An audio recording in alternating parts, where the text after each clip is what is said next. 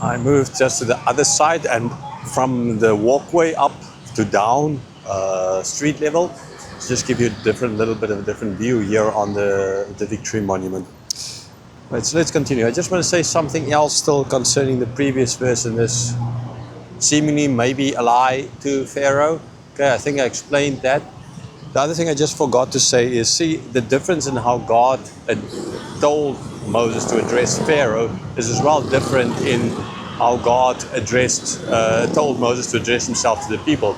The people who were supposed to say, I'm the God of your fathers, Abraham, Isaac, and Jacob, right?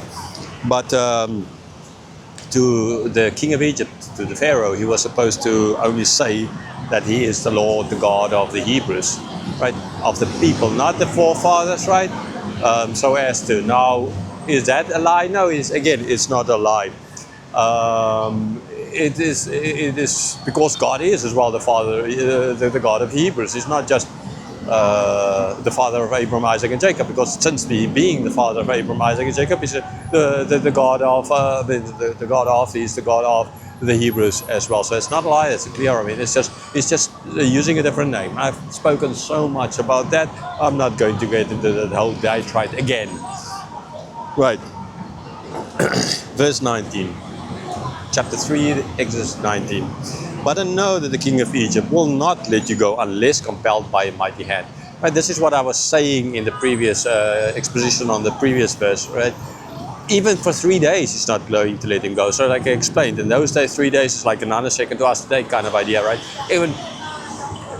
There's no way. So by saying, no, go tell him this, showing Moses needs to tell this, he showed him already, there's absolutely no way. And that is what is stated in this verse, right? He is not going to let you go. It's just that. It's just a fact. It's not, and hear me correctly, clearly, with all these vehicles in the background. I don't know how much clearly you can hear me, but with Moses, God is saying, there's no way, no way, no way in hell. No, sure, God's not going to say that he'll let you go.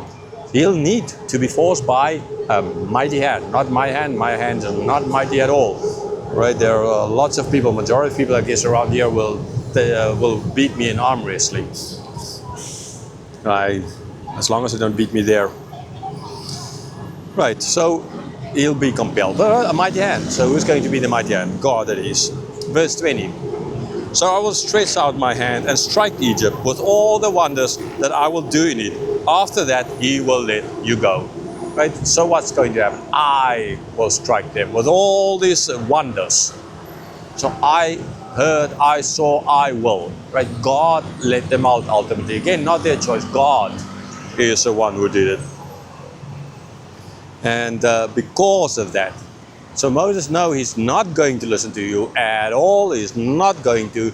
There'll need to be a mighty hand involved, but don't worry. I am that mighty hand. I will do all these wonders, and in the end, you will have absolutely no choice, but he let you go. Verse 21.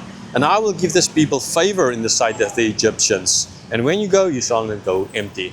Right now, this is a promise as well. So God will then be the one to change the attitude of the Egyptians who hated them, who were like trying to get rid of them, kill them. They're this big enemy. When they leave, the hearts of the people will be changed towards the Hebrews and giving them stuff, right? So they won't go empty-handed.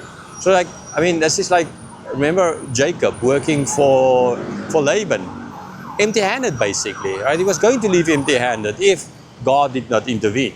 In the same way here, they were slaving for the Egyptians. They were deserving of their salaries. They were deserving to get paid. They were never paid for any of this, right? Well, they were given slaves wages, basically, not what they ought to get. So God is going to change the heart of the Egyptians, make sure that when they leave, they get what they ought to have got, to have gotten in all those years by. So it's not a question of God is forcing them and they're going to steal. No, they're just getting what they deserve. That's all. Their salaries, they're basically getting their salaries after years working without being paid. Simple. Now, yes, it's going to be through fear, okay? Because God's going to see, give the signs, show the signs, and that ultimately will make them fear, and then they will give. But God has different ways how to convince people ultimately to do the right thing. And this is going to be the legally right thing to do. Verse 22. But each woman shall ask of her neighbor, and any woman who live in her house, for silver and gold jewelry, and for clothing. You shall put them on your sons and on your daughters, so you shall plunder the Egyptians.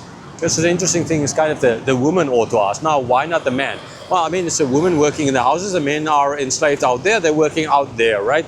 So they had no one to ask of. They couldn't go to the guys while now and then beating them up and ask for stuff. But the woman was serving in the houses of the Egyptians, so they had to. And it's house stuff that they need, right? They need clothes. They need all the jewelry, all those kinds of stuff as the people that they're going to need. So ultimately to use that to worship God.